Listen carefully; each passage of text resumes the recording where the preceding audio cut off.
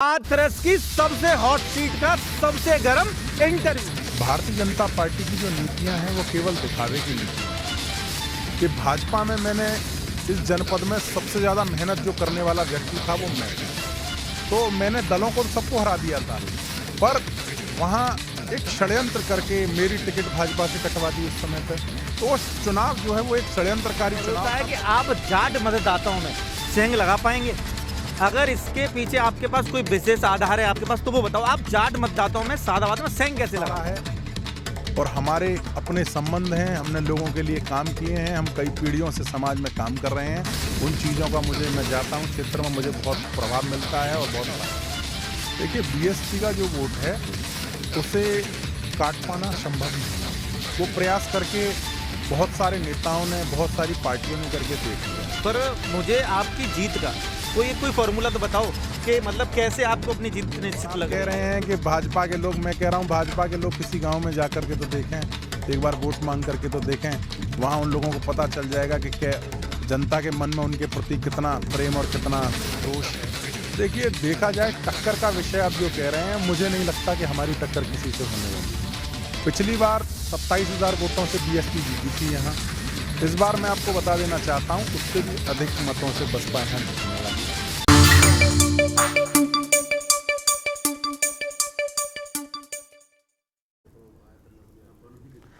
राम राम देशवासियों, मैं आपके साथ सोनवीर चौधरी। आप देख रहे हैं कड़कड़ाती ठंड में हाथरस की सबसे हॉट सीट का सबसे गर्म इंटरव्यू। चलिए आज फिर खोलते हैं हाथरस में सियासी किताब के पन्ने। हाथरस में आपको बड़ी तेजी से उभरता नजर आएगा एक नाम, वो है डॉक्टर अविन शर्मा। यह भी किसी पहचान के मोहताज नहीं है। यह उस घराने से हैं जो कभी हाथरस में सियासत की धुरी रहा है। चलिए रूबरू होते हैं डॉक्टर अविन शर्मा से। नमस्कार अविन जी।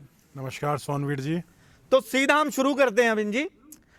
आपके बाबा पंडित डोरीलाल शर्मा हमेशा किंग मेकर की भूमिका में रहे, सियासत में खुद कभी चेहरा नहीं बने, फिर आपको चेहरा बनने की जरूरत क्यों पड़ी? देखिए सोनवीर जी, पूर्व में हाथरस में जिस तरह की राजनीति होती रही, उस राजनीति से हाथरस जनपद का कहीं कोई विकास नहीं हुआ। और हाथरस में मुख्य रूप से 2-3 चीज़ें हैं, जैसे स्वास्थ्य की कोई सुविधा, उस प्रकार की कोई व्यवस्था नहीं रही। शिक्षा के क्षेत्र में कोई एक ऐसा इंस्टीट्यूशन डेवलप नहीं हुआ सरकार की तरफ से। और आप देखें, रोज़गार की कोई व्यवस्था तो हाथरस में कहीं दूर दूर तक नहीं है। और मुझे एक युवा के नाते ऐसा लगा कि राजनीति में मुझे आना चाहिए, और इसीलिए मैं हाथरस जनपद में कुछ नया करके दिखाने का जज्बा लेकर के राजनीति में उतरा हूँ। कुछ नया करेंगे आप हाथरस के लिए? आज से पहले आपने भाजपा का दामन थामे होते और अच्छे मुकाम पर थे, फिर आपको दल बदलने की जरूरत क्यों पड़ी? देखिए, पूर्व में मैं भाजपा में काफ़ी लंबे समय तक रहा। भारतीय जनता पार्टी की जो नीतियां हैं वो केवल दिखावे की नीतियां हैं, और उन नीतियों को देखते हुए मैंने भारतीय जनता पार्टी को छोड़ा और बहुजन समाज पार्टी को ज्वाइन किया। क्योंकि बहुजन समाज पार्टी के समय पे बहुत सारे युवाओं को रोज़गार मिला, ज़ीरो बैलेंस पे छात्रों को शिक्षा अध्ययन करने का मौका मिला, और बहन जी ने जो जन कल्याणकारी काम किए, गरीबों को आवाज़ दिए, लाखों लाखों आवाज़ दिए। और असली चीज़ है रोज़गार, शिक्षा, रोज़गार विशेष मुद्दे हैं। और रोज़गार मैं मानता हूं कि बसपा की सरकार में प्रत्येक गांव में किसी न किसी व्यक्ति को उस समय नौकरी ज़रूर मिली। जब आप भाजपा में थे तब ये क्वेश्चन किसी पत्रकार ने आपसे किया तो आपने तब बसपा के बारे में बताया था। ये जो आप बुराई कर रहे हो आज भाजपा की, तब आपने बसपा की बुराई करी थी। तो मतलब पाला बदलने से क्या मतलब पार्टियों की नीतियां भी बदल जाती हैं? मैंने कभी किसी पार्टी की कभी बुराई नहीं की। मेरी इच्छा स्वयं की जो है और मेरे परिवार की है, हाथरस जनपद के लिए काम करने की है। आप जानते हैं, मेरे परिवार के द्वारा एक शिक्षण संस्थान भी चलाया जाता है, और वहाँ जो बच्चे वाकई में काबिलियत रखते हैं उनको निःशुल्क हम लोग शिक्षा भी प्रदान करते हैं। और हमारे विद्यालय से ग्रामीण क्षेत्र का जो बच्चों को नौकरियां मिली शिक्षा लेकर के, इस चीज़ से आप ये अनुभव कर सकते हैं कि हम लोग अपने परिवार के लिए नहीं कुछ करना चाहते। हम चाहते तो एक फैक्ट्री डाल देते या कुछ इंडस्ट्री डाल देते। मेरे पिताजी खुद एक बहुत बड़े शिक्षाविद हैं और वो शुरुआत में खुद प्रोफेसर भी रहे, और उन्हीं के नक्शे कदम पर चलते हुए हम सब लोगों ने सोचा कि व्यापार सब हमें नहीं डालना, हमें ऐसी चीज़ डालनी है कि जिससे एक रोशनी निकले और हमारे क्षेत्र के जो युवा हैं वो उससे पढ़ कर के रोजगार प्राप्त कर सकें। ठीक है, अगला क्वेश्चन आपसे है, आप भाजपा की नीतियों में रंगे थे, अब बसपा से सीधा चुनावी मोर्चे पर हो, ऐसे में खुद को एडजस्ट करने में कोई बड़ी चुनौती जिसका सामना आपने किया हो? मैं आपको बताना चाहता हूं सोनवीर जी कि भाजपा में मैंने इस जनपद में सबसे ज़्यादा मेहनत जो करने वाला व्यक्ति था वो मैं था। कहीं भी किसी भी परिस्थिति में भाजपा का कोई कार्यकर्ता परेशानी में होता था तो उस कार्यकर्ता को भी मैं ही याद आता था और मैं ही जाकर के उनके लिए खड़ा होता था। और आज मैं जब बहुजन समाज पार्टी में पहुंचा हूं तो मैंने यहाँ अनुभव किया है, यहाँ प्रेम इतना मिलता है। मैं किसी गांव में चला जाऊं और वहाँ इतने लोग प्रेम उत्साह इतना होता है, उनमें वो हाथों ही हाथ ले जाते हैं। तो जितना मुझे प्यार भाजपा में मिलता था उससे 4 गुना प्रेम और प्यार यहाँ बहुजन समाज पार्टी में मिल रहा है। और एडजस्ट करने वाली दिक्कत वहाँ आती है कि हमने कभी कोई गलत तरह की राजनीति की हो या हमने किसी के साथ द्वेष भावना से कोई काम किया हो। हमारे परिवार कभी किसी से द्वेष रखता ही नहीं है। हमारा पूरा परिवार जो है वो सहज परिवार है, सबसे मिलजुल कर चलने वाले लोग हैं। तो हमें ऐसी कोई परेशानी नहीं है यहाँ बसपा में हमें। अच्छा, एक तरफ हम आते हैं, हम सादाबाद पे पहुंचते हैं। जैसा कि सादाबाद को जात बाहुल्य बताया जाता है कि जाटों की संख्या वहां पे ज़्यादा है, आप वहां से बसपा के प्रत्याशी हैं, तो आपके जीतने का आधार क्या है, कैसे जीतेंगे आप? देखिए, आपको बता दूं, पिछली बार वहाँ से रामवीर उपाध्याय जी बसपा की सीट पर विधायक हुए। उससे पहले सत्येंद्र शर्मा जी समाजवादी पार्टी के प्रत्याशी देवेंद्र अग्रवाल से केवल 4,500 वोट पीछे थे। तो पिछली बार देवेंद्र अग्रवाल जीते, दूसरे पे बीएसपी रही। जो लोकदल के प्रत्याशी थे वो तीसरे स्थान पे आए।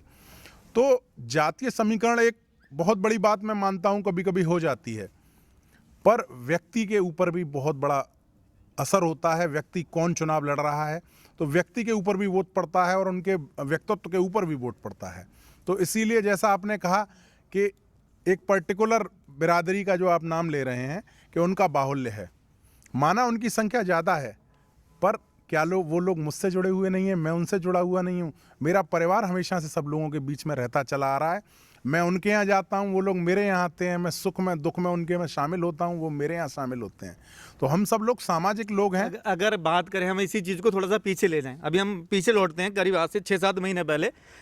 तो अभी कुछ समय पहले जिला पंचायत का चुनाव हुआ था। जिला पंचायत में आपने चुनाव लड़ा था और आपकी उसमें हार हुई। जिला पंचायत सदस्य का आप चुनाव नहीं जीत पाए। आप बात करते हो सादाबाद विधानसभा जीतने की, तो आप ऐसा कैसे कह सकते हो? देखिए, पूर्व में बहुत सारे लोग प्रधानी का चुनाव भी नहीं जीत पाए और वो बाद में जाने कहां कहां तक पहुंच जाते हैं। आप बात करिए, मैं निर्दलीय रूप से लड़ा, 6,000 से अधिक मत हमने प्राप्त किए। एक निर्दलीय व्यक्ति ने सारी पार्टियों को हरा दिया। बसपा तीसरे नंबर पर, सपा चौथे पे, भाजपा 5वें नंबर पे आई और रालोद जो है वो 6ठे नंबर पर आई। तो मैंने दलों को तो सबको हरा दिया था, पर वहाँ एक षड्यंत्र करके मेरी टिकट भाजपा से कटवा दी उस समय पे। तो वो चुनाव जो है वो एक षड्यंत्रकारी चुनाव था, पर मैंने अपनी पूरी ताकत लगाई और मैं दूसरे स्थान पर रहा और एक सम्मानजनक वोट भी लेकर के आया। और वो जो वोट आया वो मेरा पर्सनल, मेरे परिवार का पर्सनल वोट था। चलो ठीक है, आपकी बात मानी, वो परिवार का पर्सनल वोट था। तो आपको भरोसा है कि आप जाट मतदाताओं में सेंग लगा पाएंगे? अगर इसके पीछे आपके पास कोई विशेष आधार है आपके पास, तो वो बताओ, आप जाट मतदाताओं में सादाबाद में सेंग कैसे लगा पाओगे? सोनवीर जी, सादाबाद विधानसभा में 3,74,000 वोट है। ठीक है। तो आप पर्टिकुलर एक बिरादरी की बात करें तो एक बिरादरी के वोट से कभी कोई चुनाव नहीं जीत सकता। तो जातीय समीकरण आप जो बता रहे हैं उससे चुनाव कोई नहीं जीत पाएगा। सर्व समाज का वोट चाहिए, हर बिरादरी का वोट चाहिए, हर जाति का वोट चाहिए, जब ही आप जीत सकते हैं। सोशल इंजीनियरिंग से हम यहाँ चुनाव लड़ रहे हैं। बसपा का कैडर बेस्ड वोट बहुत सारा है और हमारे अपने संबंध हैं, हमने लोगों के लिए काम किए हैं, हम कई पीढ़ियों से समाज में काम कर रहे हैं। उन चीज़ों का मैं जाता हूँ क्षेत्र में, मुझे बहुत प्रभाव मिलता है और बहुत फ़ायदा हो रहा है। अच्छा, आपने कहा कि हमें हर जाति का वोट मिलना चाहिए। सुनने में आ रहा है सादाबाद से भाजपा के पूर्व मंत्री रामवीर उपाध्याय को प्रत्याशी बना सकती है भाजपा। वह सादाबाद से पिछला चुनाव बसपा से जीते थे और आपके सजाती भी हैं। क्या आपको नहीं लगता कि ऐसे में बसपा के जो कैडर वोट बैंक होता है उसमें सेंधमारी हो सकती है और आपका सजातीय वोट भी बढ़ सकता है? आप इसे कैसे रोकोगे, ये बताओ। देखिए, बीएसपी का जो वोट है उसे काट पाना संभव नहीं है। वो प्रयास करके बहुत सारे नेताओं ने, बहुत सारी पार्टियों ने करके देख लिया है।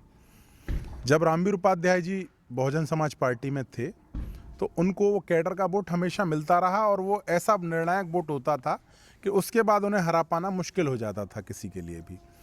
और आप कह रहे हैं कि सजातीय हैं या जो भी हैं उनका उन्हें बता रहे हैं कि उन्हें टिकट मिल रही है। अभी तो देखिए, भाजपा की पहले लिस्ट आने दीजिए कि टिकट किसे मिल रही है, क्योंकि टिकट ना तो मैं बांटने वाला हूं ना आप बांटने वाले हैं।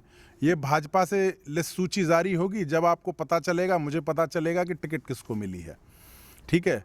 और दूसरी बात आती है कि मंत्री जी पहले चुनाव वहाँ से जीते हैं और वह सोशल इंजीनियरिंग और पूरा सिस्टम पूरा उससे जो रहा, वहाँ एक गठजोड़ बहुत अच्छा जो बन जाता है। क्योंकि आप देख रहे हैं सादाबाद में किसी भी पार्टी का ऐसा नहीं है कि उन्हीं का प्रभुत्व हो।